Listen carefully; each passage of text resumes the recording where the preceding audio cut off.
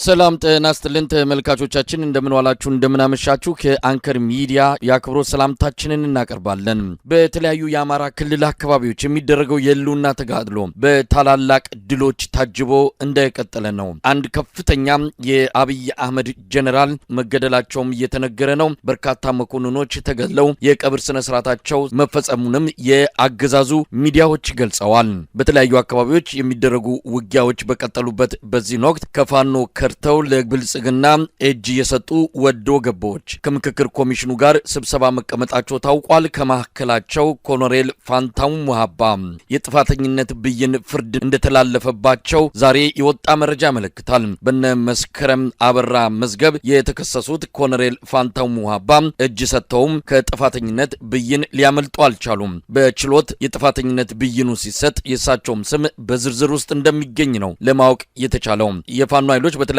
አካባቢዎች የሚያደርጉትን የህልውና ተጋድሎ አጠናክሮ መቀጠላቸውን በተመለከተ ዝርዝር መረጃ ይዞ የዘውትር ተሳታፊያችን እየጠበቀን ነው። በቀጥታ ወደሱ አልፋለሁ። እንግዲህ የብልጽግናው አገዛዝ እስከ ግንቦት ወር መጨረሻ ድረስ የሚዘልቅ አዲስ ወታደራዊ ዘመቻ አቅዶ በአማራ ክልል በበርካታ ቦታዎች ላይ ዘመቻ ለማድረግ አቅዶ እንቅስቃሴ እያደረገ ባለበት ሰዓት ይህንን ዘመቻ በዋናነት ማድረግ የፈለገው ግንቦት 24 ይደረጋል ተብሎ የታሰበው ምርጫ በሀገሪቱ የስጋት ቀጠና ተብለው በተጠቀሱ በዋናነት በአረንጓዴ ቢጫ ቀይ ቀለም የኢትዮጵያን ካርታ በመሳል ቀይ ቀለም ከፍተኛ የሆነ ውጊያ እየተደረገባቸው ያሉ አካባቢዎች፣ ቢጫ ቀለም ደግሞ ያዝ ለቅቅ የፋኖ ኃይሎችም የኦነግ ኃይሎችም የኢትዮጵያ ታጣቂ ኃይሎችም እየያዟቸው ነገር ግን በመደበኛነት ያልተቀመጡባቸው ቦታዎች፣ አረንጓዴ ደግሞ ብሎ የጠቀሳቸው ቦታዎች ወደ መሀል አካባቢ አዲስ አበባን ሴንተር አድርጎ ወደ ዙሪያው አካባቢ ያሉ ከተሞችን አረንጓዴ ቀለም ቀብቶ ነበረ። እነዚህን ለምርጫ ዝግጅት ለማድረግ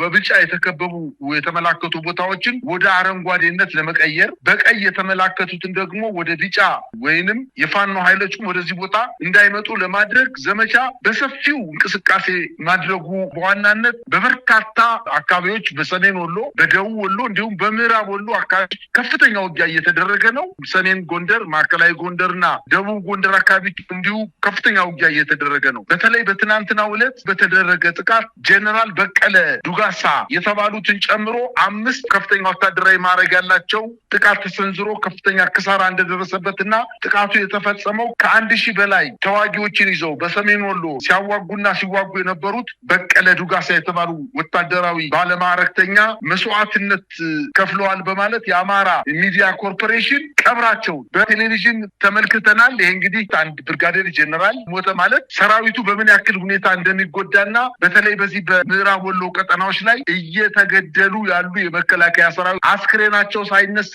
የአሞራ ራት ሆኖ የአውሬ ራት ሆኖ እየቀረ ባለበት በዚህ ሰዓት የእነዚህ ሰዎች ልክ አገርን ከድንበር እንደተከላከሉ የኢትዮጵያን ዳር ድንበር ጎረቤት ሀገሮች አስደፍረው በመሀል ሀገር ላይ የራሱን ህዝብ እየፈጀ ያለ ስርዓት የኢትዮጵያን ባንዲራ አልብሶ የቀብር ስነ ስርዓት ማካሄድ በህዝብ ላይ እንደመቀለድ ነው እየተቆጠረ ያለው። በዛም አለ በዚህ 4 አጃቢዎችን ጨምሮ በርካታ ወታደራዊ መኮንኖች እንደተገደሉ ነው መረጃዎች የሚያመለክቱት። በወሎ ወግዲ ወረዳ በተለይ በትናንትናው ዕለት በተደረገው ውጊያ ከ146 በላይ የአገዛዙ ጦር እንደተመታ ይታወቃል። በዚህ ከፍተኛ ብስጭት ላይ የወደቀው የአገዛዙ ጦር ወደ ወግዲ ከተማ በመግባት ከ15 በላይ ሰላማዊ ሰዎችን ረሽኗል።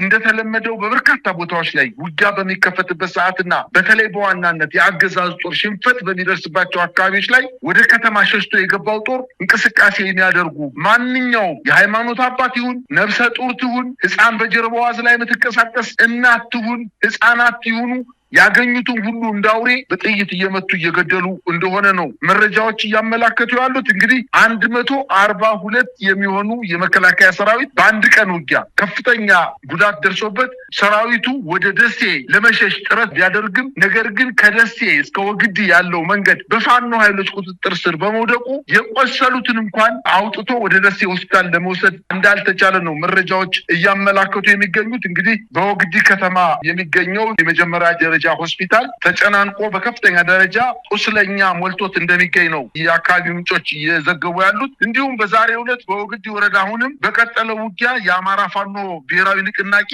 ታሪክ ቀያሪ የሆነ ስራ ደግሞታልኝ። በፋኖ ኃይሎች አሁንም ጀነራሉ በቀጥታ በተሳተፉበት ከባድ ውጊያ ለጊዜው ስሙ ያልተጠቀሰ ጀነራል በፋኖ አልሞ ተኳሽ ስናይፐር አልሞ ተኳሾች በከፍተኛ ደረጃ ቆስሎ ጫተማ ከተባለ ቦታ ላይ መውጣት ባለመቻሉ ከአዲስ አበባ የተነሳ ሄሊኮፕተር ይሄንን ሁለተኛውን ቁስለኛ ጫተማ ከምትባለው ቦታ ላይ ይዛ ወደ አዲስ አበባ እንደበረረች ነው መረጃዎች የሚያመላክቱት። ከወግዲ እስከ ደሴ መንገዱ በፋኖ ኃይሎች በመያዙ ከግዳጅ ቀጠና አውጥቶ የቆሰሉ ሰዎችን ወደ ሆስፒታል ለማስገባት ባለመቻላቸው እና በውጊያውን በርካታ ሰራዊት ስለተደመሰማቸው ከፍተኛ ድንጋጤ ውስጥ በመውደቃቸው የወደቀውን የሞተውን የቆሰለውን ሰራዊት ትተው የወታደራዊ ጀነራሎችን ብቻ ይዘው ከስፍራው እንደሸሹ ነው መረጃዎች የሚያመላክቱት። ይህንን ተከትሎ መሳይ ገና ጦርነቱ ብሎ ሲጀምር በዚህ አካባቢ 60 ወታደራዊ ካሚዮኖች የጫኑ ወታደራዊ ትጥቅ የታጠቁ በጣም በበርካታ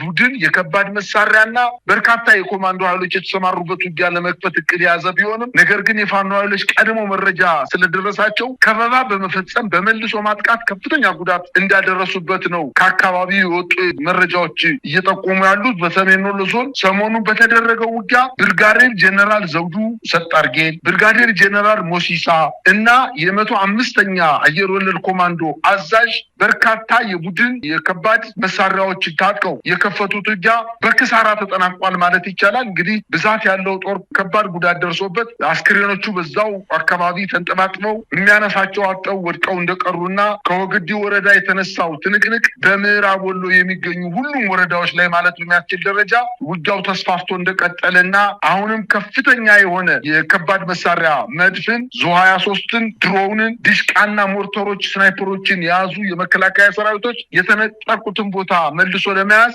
አሁንም ትንቅንቅ ላይ ቢሆኑም ነገር ግን እንዳልቻኑ ነው መረጃዎች እያመላከቱ የሚገኙት። መሳይ እንግዲህ በዝርዝር ከመረጃው እንደተረዳ ነው ሌሎችም አነስተኛ ውጊያዎች የተደረገባቸው በርካታ ቀጠናዎች እንዳሉ ነው በደረሱን መረጃዎች ላይ የተመለከተው። አጠቃላይ ሁኔታውን ስንመለከት አሁንም ለተጨማሪ ወራት ምናልባትም ለ11ኛ ጊዜ ይመስለኛል ባለፉት 2 ዓመት ተኩል የአብይ አህመድ አገዛዝ ዘመቻ ስያሜ እየሰጠ አጠፋቸዋለሁ ፋኖችን በሚል ከፍተኛ ቁጥር ያለው ወታደሮችን፣ ሚሊሻዎችን፣ አድማ በታኞችን እንደዚሁም ከተለያዩ ክልሎች በተለይም ከኦሮሚያ ክልል ልዩ ኃይልን በማስገባት ፋኖ ላይ ጥቃቶችን እየከፈተ ያለው ነገር ግን እስካሁን ባለው መረጃ በሬሾ ማውጣት ከተቻለ አንድ የፋኖ ወታደር በ100 በሚጠጋ የአብይ አህመድ ጥምር ሰራዊት አባላት ጋር የሚመጣጠን ነው እየደረሰ ያለው ኪሳራ። ስለዚህ ከፍተኛ የሰው ኃይል ከፍተኛ የመሳሪያ ኪሳራ ነው የገጠመው። አሁንም አብይ አህመድ እስከ ግንቦት ብሏል ከምርጫው በፊት ይህን ነገር ማጠናቀቅ አለብን ብሏል። ምርጫውን አካሄዳለው ጦርነት ቢካሄድም በታንክ እየተጠበቁ በዙ23 እየተጠበቁ ምርጫ ጣቢያዎች ምርጫቸውን ያከናውናሉ የሚል ሁኔታውን በዚህ መልኩ ለማስኬድ ወስኖ የገባበት ይመስላል። ምርጫ ቦርድ የጸጥታ ችግር እንዳለ ከወዲሁ ሪፖርት እያቀረበ እንዳለ ነው የሰማ ነው። እንግዲህ ጀነራሎች እየተገደሉ መኮንኖች እየተገደሉ ይህንንም መደበቅ ሳይችሉ ቀርቶ በይፋ በራሳቸው ሚዲያ ጭምር የቀብር ስነ ስርዓታቸውን የሚፈጽሙበት ሁኔታ ነው እየታየ ያለው። ምንድነው ከዚህ በኋላ አብይ አህመድ ሊያገኘው የሚችለው ፖለቲካዊም ሆነ ወታደራዊ ትርፍ? መሳይ እንደው ለምሳሌ እነዚህም ከፍተኛ ወታደራዊ ውጊያ እየተደረገባቸው ያሉ ቦታዎችን ጠቀስን እንጂ በአማራ ክልል በተለያዩ ቦታዎች በዛሬው ዕለትና በትናንትናው ዕለት ከፍተኛ ክሳራ ያስተናገደ ጥቃት በመከላከያ ሰራዊቱ ላይ እየደረሰበት እንደሚገኝ ነው መረጃዎች የሚያመላክቱት። ነገር ግን ከበፊት ስህተቱ የማይማረው ስርዓት አይኑን ጨፍኖ ወደኋላ እንደሚሮጥና ገደል ይሁን እሳት ይሁን ዋይውን የማያውቅ ስርዓት ወደኋላ እየሮጠ ራሱንም እየጎዳ የኢትዮጵያ ሕዝብን ኢኮኖሚ ህይወት እያጠፋ እንደሚገኝ ነው። በአጠቃላይ አማራ ክልል እንኳን ዛሬ ሞርተሮችን፣ ዲሽቃዎችን፣ ዙ23ቶችን ይዞ አይደለም ፋኖ በመጀመሪያ 2 ሳምንታትና ወራት እናጠፋለን ብሎ በሄደበት ሰዓት እንኳን ምን ያክል ክሳራ እንደደረሰበት የኢትዮጵያ ሕዝብ በተለይ ደግሞ የአማራ ሕዝብ በደንብ አድርጎ ጠንቅቆ ያውቃል። ከፍተኛ የሆነ ዝግጅት አድርጓል ፋኖ። ከእንግዲህ በኋላ ፋኖ ተገፍቶ የማይወድቅ ተራራ ሆኖባቸዋል። ከፍተኛ ጭንቀት ውስጥ ነው ያሉት። አሁን እነሱ ያደረጉ ያሉት ነገር ምንድን ነው? በቀል ነው እየተፈጸመ ያለው። እኛ ከዚህ በፊት በትግራይ ክልል በተደረገው ጦርነት ወቅት ዙሪያውን ከበባ አድርጎ በውስጥ ሲሰሩ የነበሩትን የኢትዮጵያ ሕዝብ እንዳያውቅ አድርጎ የትግራይን ሰላማዊ ሰው እየፈጀ እንደነበረ ጦር ጦርነቱ ካለቀ በኋላ የአይን እማኞች ከተናገሩ በኋላ ነው የኢትዮጵያ ሕዝብ በትግራይ ሕዝብ ላይ ምን ያክል ጭካኔያዊ ተግባር እንደተፈጸመ የተረዳ ነው። ነገር ግን አሁንም ያንን ከዛ ተመሳሳይ ድርጊት ለመፈጸም በአማራ ክልል የፋኖ ኃይሎችን መምታት ሲያቅተው ማጥቃት ሲያቅተው በከተማ ላይ ምሽግ በመቆፈር በሆስፒታሎች፣ በጤና ጣቢያዎች፣ በትምህርት ቤቶች ላይ ምሽግ ሰርቶ የከተማ ሰዎችን በመቀማት በመግደል በመድፈር ተግባር ላይ ይኸው 3 ዓመት ሞልቶታል። ከእንግዲህ በኋላ የፋኖ ኃይሎች አሁን ከፍታቸውን ጨምረው ከቀጠናው አካባቢ ወይም በክልል እየተንቀሳቀሱ ካሉ ስርዓቱን ለመጣል ከሚታገሉ ታጣቂዎች ጋር ስምምነት በማድረግ ይሄን ስርዓት ለመጣል ዝግጅታቸውን ጨርሰው ወደ ዋና ተግባራቸው ሄደዋል። በተለይ በዋናነት የአማራ ፋኖ ብሔራዊ ንቅናቄ ከተመሰረተ በኋላ የብልጽግናው መንግስት ከፍተኛ ድንጋጤ ውስጥ በመውደቁ የተለያዩ ፕሮፓጋንዳዎችን፣ የተሳሳተ መረጃዎችን ለኢትዮጵያ ሕዝብ በመስጠት ሲፈልጉ ተበትነዋል፣ ደክመዋል ሲሉ የነበሩትን ትተው ደግሞ ከተለያዩ ሀገሮች ጋር ኢትዮጵያን ሊበትኑ ከሚፈልጉ ሀገሮች ጋር ተጣምረው ኢትዮጵያን ለመበተን ከፍተኛ ጥረት እያደረጉ ነውና የኢትዮጵያ ሕዝብ ይንቃባቸው በማለት ከተልዕኳቸውና ከተግባራቸው ከባህሪያቸው ውጭ ሆነውን በሚዲያ በማሰራጨት ተቀባይነትና ድጋፍ ለማግኘት ከፍተኛ ጥረት እያደረገ ነው። በአጠቃላይ ስርዓቱ የተሸነፈ ምናልባትም ቅንቅን የበላው አገዳ በንፋስ እንደሚወድቅ ያለው አቅም ደረጃ የደረሰ መሆኑን ነው መረጃዎች እያመላክቱ ያሉት። በርካታ ኢትዮጵያውያን ሳያውቁትም በግድም ታፍነው ወደ አማራ ክልል 1 ወርና 2 ወር ስልጠና ብቻ በመውሰድ በማያምኑበት ጦርነት እያሳተፈ ይኸው በሸንተረሩ በወንዝ ዳር በተራራ በጉድጓድ ውስጥ ሳይቀበር እየቀረ ምናልባትም የአማራ ሕዝብ ባህልና ወግ ያለው በመሆኑ አስክሬናቸውን የወደቁትን እያነሳ በእምነት ተቋማት ድንበር ላይ እየቀበራቸው እንደሚገኝ ነው። በተለይ በወግዲ ወረዳ በትናንትናውና በዛሬው ዕለት በተደረገው ውጊያ በርካታ ህፃናት፣ ታዳጊዎች መሳሪያ ተሸክመው መሮጥ የማይችሉ የመከላከያ ሰራዊት አባላት ወድቀው የአካባቢው ማህበረሰብ ነው እየቀበራቸው ያለው። ነገር ግን መንግስት ዙ 23 ይተኩሳል፣ መድፍ ይተኩሳል፣ በድሮን ይደበድባል። ሲቪሉን ነው ግን እየፈጀው ያለው። የማይቀር ድል ስላለ የመከላከያ ኃይሉ ከዚህ በኋላ ማሸነፍ አይደለም በሰላም እንደው በጥሩ ሁኔታ ተሸንፎ እንኳን ተመልሶ ወደ እናቱና ወደ ሰዎቹ መግባት እንደማይችል አውቆ የፋኖ ኃይሎችን መቀላቀል እንዳለበት ነው በዚህ አጋጣሚ መልእክት ማስተላለፍ እንፈልገው። መሳይ እንግዲህ የአብይ አህመድ አገዛዝ ፋኖን በተለያየ መልኩ አዳክማለሁ ብሎ የሞከራቸው የወረወራቸው ሁሉ ከሽፈውበታል። በጦር ሜዳ ሞከረ፣ እንደምናየው በየጊዜው ኪሳራ ከማስተናገድ የኢትዮጵያውያን ልጆችን ህይወት ከመቅጠፍ የኢትዮጵያንም ሀብት ከማውደም ያለፈ ምንም ያገኘው ድል የለም። እንደዚሁም በማስከዳት በተለያየ መንገድም እንደዚህ የፋኖን ትግል አዳክማለሁ ብሎ የሄደበት ርቀትም ብዙም ውጤት አላስገኘለትም። በቅርቡ የተለያዩ ግለሰቦችን ከፋኖ ተለያየ መደለያና እንደዚሁም ቀድሞ ያሰረጋቸውን በመጥራት የፋኖ አመራሮች እጅ ሰጥተዋል። ከምክክር ኮሚሽኑ ጋርም እየተመካከሩ ነው፣ አጀንዳም እየሰጡ ነው የሚል ወሬ እየሰማን ባለንበት በዛሬው ዕለት እጅ ሰጥተዋል ከተባሉት አንዱ ኮሎኔል ፋንታው ሙሀባ በተከሰሱበት ጫካ ያሉ ተከሰው እንደነበረ ይታወሳል። በዛ ክስ ጥፋተኛ ተብለው በሽብርተኝነት ማለት ነው እስከ ሞት በሚያስቀጣ ወንጀል ጥፋተኛ በሚል ብይን እንደተሰጣቸው ነው ዛሬ የሰማ ነው። እንግዲህ ከስምምነታቸው አንዱ የታሰሩ የፋኖ ታጋዮች እንዲፈቱ፣ የአማራ ፖለቲከኞች እንዲፈቱ ነው እጅ ሰጥተው ወደ አብይ አህመድ ጉያ የገቡት። ነገር ግን እንኳን ሌላውን ሊያስፈቱ እንኳን ሌላውን ነጻ ሊያወጡ እሳቸው አሁን ወደ ዘብጥያ ሊወርዱ የሚችሉበት ሁኔታ እንዳለ ነው። እንግዲህ የፍርድ ቤቱ ሂደት አሁን ባለው ሁኔታ ከቀጠለ መዳረሻቸው ከቅሊንጦ ወይም ከቃሊቲ መሆኑ የማይቀር ነው። ባለፈው እንደተገለጸውም ለሕክምና ብለው ነው እጅ የሰጡት። ታሟል፣ የጤና ችግር አለባቸው ተብሎ ሆስፒታል ፍለጋ ሕክምና ፍለጋ ነበር እጅ የሰጡት። አሁን ከሆስፒታል ይልቅ እስር ቤት እየጠበቃቸው ነው የሚገኙት። በጣም ያሳዝናል፣ በጣም ያሳፍራል። ምናልባት ይሄ ትልቅ ትምህርት ይሆናቸዋል ለካዲዎች፣ እጅ ለሚሰጡት የህዝብን ትግል ሜዳ ላይ ትተው የሚገቡ እንደነዚህ አይነት ሰዎች መጨረሻቸው እንደዚህ አይነት ነገር እንደሆነ ከኮሎኔል ፋንታውን ሙሀባ ሁኔታ መረዳት የሚቻል ነው። መሳይ አንድ አባባል አለ፣ አሳ ጎርጓሪ ዘንዶ ያወጣል ለሚባለው እንግዲህ ቀሪ ዘመኔን አርፋለሁ፣ መድኃኒቴንም በአግባቡ እየወሰድኩ የቀረውን ዘመኔን የብልጽግና ፓርቲ እያወደስኩኝ እርሱ በሚሰፍርልኝ ድርጎ ቀሪ ዘመኔን በደስታ አሳልፋለሁ ብሎ ክህደት ፈጽሞ የመጣ የፋኖ አመራር አዲስ አበባ ከተማ ላይ ገና የኮሪደር ልማትን ጎብኝቶ ሳይጨርስ ፍርድ ቤት 30 በሌሉበት 28 ባሉበት በነመስከረም አበራ የክስ መዝገብ ላይ ኮሎኔል ፋንታው ሙሀባ በሌሉበት ተከሰው ነበረ። ዛሬ እንግዲህ ጥፋተኛ ተብለው ክስ እንዲከላከሉ ጥፋተኝነታቸውን እንዲከላከሉ ብይን ተሰጥቷል። ጥፋተኝነታቸው መከላከል ካልቻሉ ወደ ዘጠኛ ነው የሚወርዱት። እንግዲህ ክህደት የፈጸመ ሰው መጨረሻው ይሄ ነው የሚሆነው።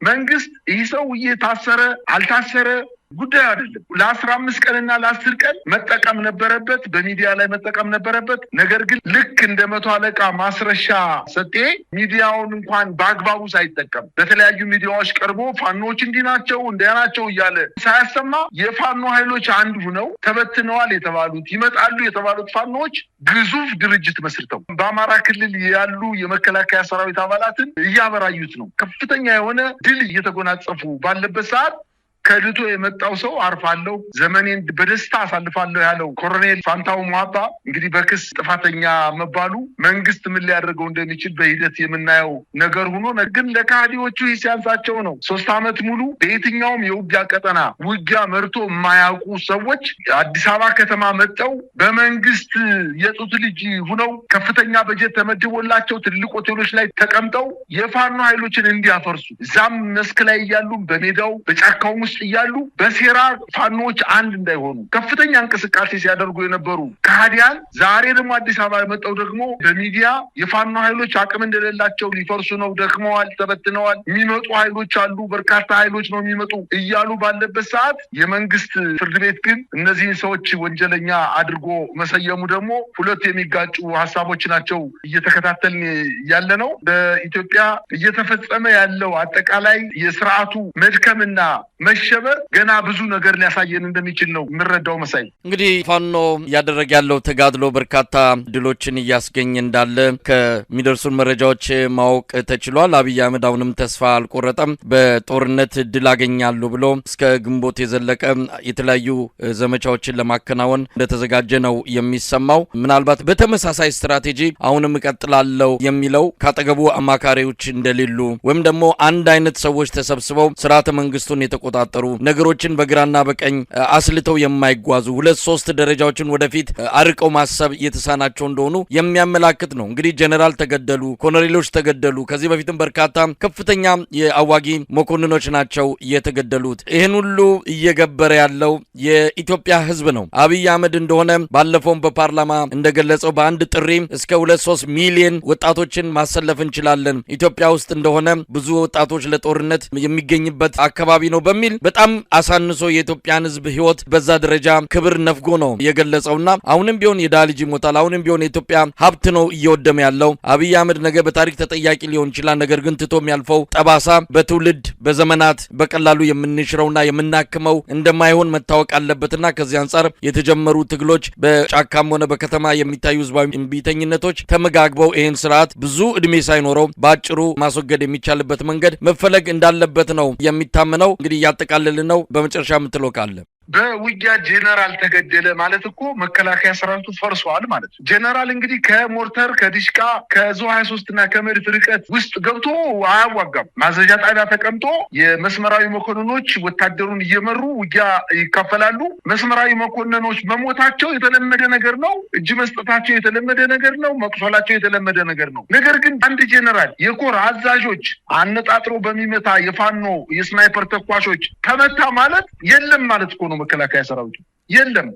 ከፍተኛ ወታደራዊ እልቂት የተፈጸመበት የፌዴራል መንግስቱና የህወሓት ኃይሎች ባደረጉት ጦርነት ውስጥ ጄኔራል ሞተ ሲባል ሰምተን አናውቅም። እየተደበቀ ነው እንጂ ከዚህ በፊትም እኮ በርካታ ኮሎኔሎች ተሰውተው ያሉ ወደ ሐዋሳ አካባቢ ወስዶ የተቀበሩ አሉ። በአማራ ክልል ወደ ሰቆጣ አካባቢ ተወላጅ የነበሩ ኮሎኔሎች ተገለዋል። በርካታ ኮሎኔሎች ቆስለዋል፣ ተገለዋል። ይሄንን ስናየው ከእንግዲህ በኋላ የብልጽግና መንግስት በመከላከያ ኃይል መዳን እንደማይችል የፋኖ ኃይሎች እየወሰዱበት ያለው እርምጃ እያሳየ ነው። ፋኖች ግን ከዚህ ዘለዋል። አሁን የመከላከያ ሰራዊቱን መግጠም አይደለም፣ በዋነኝነት ከቀጠናው አካባቢ ከሚንቀሳቀሱ በተለይ በኢትዮጵያ ክልሎች ባሉ መሳሪያ አንግበው ከሚታገሉ ስርዓቱን ለመጣል እንቅስቃሴ ከሚያደርጉ ኃይሎች ጋር ስምምነት እየተፈጸመ ነው። በትናንትናው ዕለት እንኳን ብልጽግና የአማራን ህዝብ ከሌሎች የኢትዮጵያ ወንድሞቹ ጋር በሰላም እንዳይኖር እንደ ጠላት እንዲታይ በማድረግ በቤንሻንጉል፣ በአርሲ፣ በወለጋ ያልተገባ ከፍተኛ ከፍተኛ ጉዳት እንዲደርስበት ያደረገው የብልጽግና መንግስት ዛሬ ይህንን ነገር ለማስተካከል የአማራ ፋኖ ብሔራዊ ንቅናቄ ብልጽግና ያበላሸው አብሮ በሰላም የመኖር እሴትን ወደ ነበረበት እንዲመለስ ለማድረግ የአማራ ፋኖ ብሔራዊ ንቅናቄ ሊቀመንበር ዘመነ ካሴ በቤንሻንጉል ክልል ተገንቶ ከ4 ዓመት በፊት በታጣቂ ኃይሎች ተጠልፈው የነበሩ ከ10 በላይ የሚሆኑቶቻችን ለ4 ዓመታት ከቤተሰብ ተነጥለው ተጠልፈው የነበሩ ወይንም ታፍኖ ተወስዶ የነበሩ ሴቶችን ድርድር በማድረግ ብቻ ሳይሆን ከነሱ ጋር በቀጥታ በመገናኘት ውይይት በማድረግ ስምምነት ላይ በመድረስ በቀጠናው አብሮ ለመስራት ከተስማሙ በኋላ ተይዘው የነበሩ ሴቶችን ተለቀው ወደ ቤተሰቦቻቸው እንዲመለሱ አድርጓል። በትናንትናው ዕለትም እንዲሁ በጉንዶ መስቀል አካባቢ ከደራ ወረዳ ወደ አዲስ አበባ ሲጓዙ የነበሩ በርካታ በአውቶቡስ ሰላማዊ ሰዎች ይንቀሳቀሱ የኦሮሞ ተወላጆች በመንግስት ሸኔ በሚባለው የመንግስት ደጋፊ ኃይል ተጠልፈው ታፍነው ተይዘው የነበሩትን የአማራ ፋኖ ብሔራዊ ንቅናቄ ከፍተኛ ዋጋ ከፍሎ እነዚህን 5 ሴቶችና 2 ወንዶችን ዋጋ ከፍሎ ካስለቀቀ በኋላ ለቤተሰቦቻቸው እያስመለሰ ነው። የአማራ ፋኖ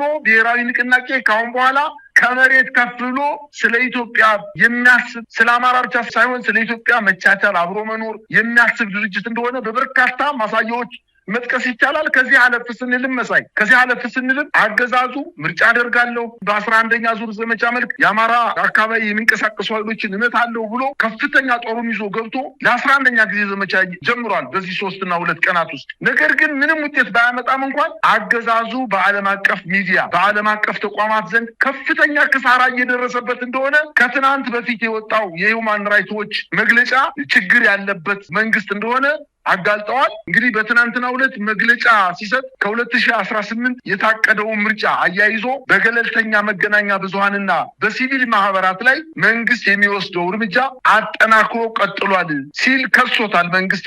መንግስት ቀድሞውንም በሀገሪቱ የሰብአዊ መብት አያያዝና ለዜጎች መብት መከበር ጉልህ ድርሻ እንዳላቸው የሚታወቅ ቢሆንም ለነጻ የሲቪል ማህበራት ያለው ቦታ ዝቅተኛ መሆኑን ጠቅሶ አሁንም ችግሩ ተጠናክሮ መቀጠሉን አያይዞ ጠቅሷል። የሰብአዊ መብት ድርጅቶችና አንቂዎች ላይ ዛቻ፣ ማስፈራራትና እስራት ተጠናክሮ መቀጠሉን በበርካታ ሀገራትን ዛቻና ማስፈራራት፣ እስራት እየደረሰባቸው በመሆኑ ሀገር ጥለው እየተሰደዱ መሆናቸውን ጠቅሶ የኢትዮጵያ መንግስትን ከሷል። በተለይ ነጻና ገለልተኛ መገናኛ ብዙሃን ላይ ቁጥጥሩ ከአቅም በላይ በመሆኑ በእነዚህ ተቋማት ላይ የሚሰሩ ጋዜጠኞች በባለስልጣናት እንግልት፣ ማስፈራራትና እስራት በተለየ ሁኔታ ብቻቸው ለበርካታ ጊዜያት በመታሰራቸው ከእስር ቤት ሲወጡ እንኳን 1 ቀን ሳያድሩ ከሀገር እየተሰደዱ እንደሆነ ይሄ የሂውማን ራይትስ ዎች ዘገባ ያመላክታል። በእነዚህ 2 ወራቶች ነሐሴና መስከረም ባሳለፍነው 2 ወራቶች እንኳን 6 ጋዜጠኞች እንደታሰሩ፣ በዚህም ምክንያት የሲቪል ምህዳሩ መጥበቡን፣ የመገናኛ ነጻነት መታጣቱን፣ የኢኮኖሚ ቀውስ ሀገሪቱን እየናጣት